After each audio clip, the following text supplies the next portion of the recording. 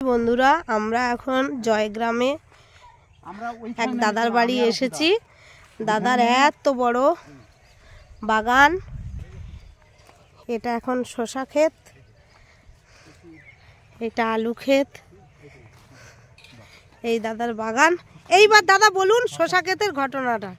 শসা বাগান থেকে হ্যাঁ দাদা বলবে। দাদা বা শসা ক্ষেতের ঘটনাটা বলুন। ওই পেপারের উপরে যে শসা হয়েছে, আগে মাটিতে দিলে রোগ বেশি হয়, হ্যাঁ, আর পেপারে দিলে রোগটা কম হয়, স্প্রে কম করতে হয়, জল কম লাগে, আচ্ছা, তোলার সুবিধা, তারপরে সার খরচ কম হয়, হ্যাঁ, অনেক দিক দিয়ে সুবিধা পাওয়া যায়।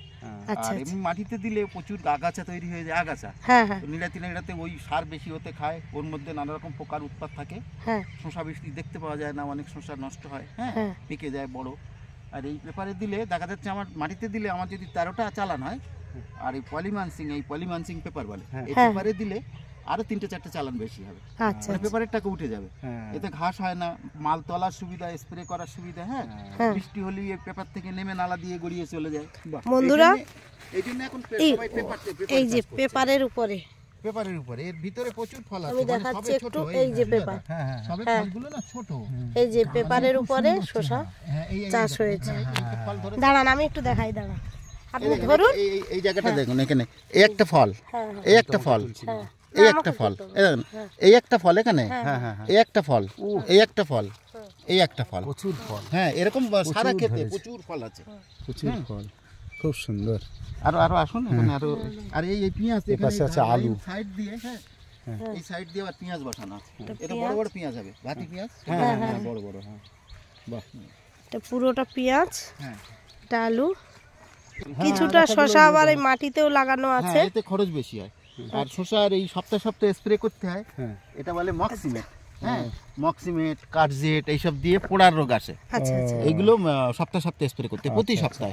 সঙ্গে ভিটামিন মারতে হয়, তাছাড়া মাঝে মাঝে ওই পোকারে মারতে হয়, হ্যাঁ, পোকার যে কুলার আনুষঙ্গিক, হ্যাঁ, 303 এসব ওষুধগুলো আছে।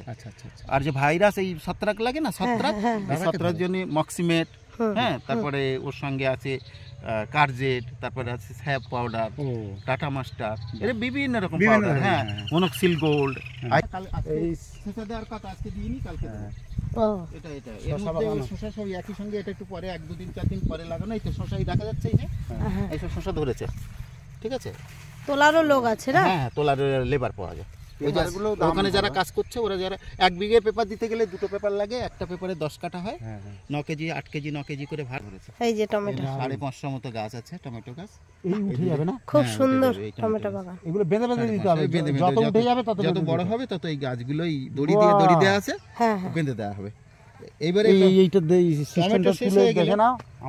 টমেটো শেষ হয়ে গেলে এতে আবার অন্য সাথী ফসল দেওয়া যায়, অন্য যারা আমি চিচিঙ্গে বসাবো, তখন এখান থেকে আবার তার দিয়ে এইটা ভাড়া করে দেবো, এই জন্য বড় করে করেছি। আচ্ছা আচ্ছা আচ্ছা, মানে একই ভাড়ায় টমেটো হয়ে আবার পরে টমেটো হয়ে যাবে। টমেটো হয়ে গেলে তার মধ্যে আমি অন্য জায়গায় চারা তৈরি করে নেবো, অন্য জায়গায় চারা তৈরি করে নেবো, চারা বড় হয়ে যাবে, টমেটোর মধ্যে বসিয়ে দেবো। খুব সুন্দর সুন্দর টমেটো ধরেছে, চিচিঙ্গে হবে, খুব সুন্দর সুন্দর ওই মোটা মোটা প্রচুর টমেটো হয়েছে, ভালো ভালো কাঁচা কাঁচা টমেটো, সুন্দর টমেটো। এই দুই সাইড থেকে ভাড়া সিস্টেম করা, মাঝখান থেকে ঝুলি, প্রচুর সময় দিতে হবে। এই টমেটোর পরেই আবার চিচিঙ্গে দিবে, এই একই ভাড়ায় চিচিঙ্গেও হয়ে যাবে, যার জন্য এই বড় বড় করে করা।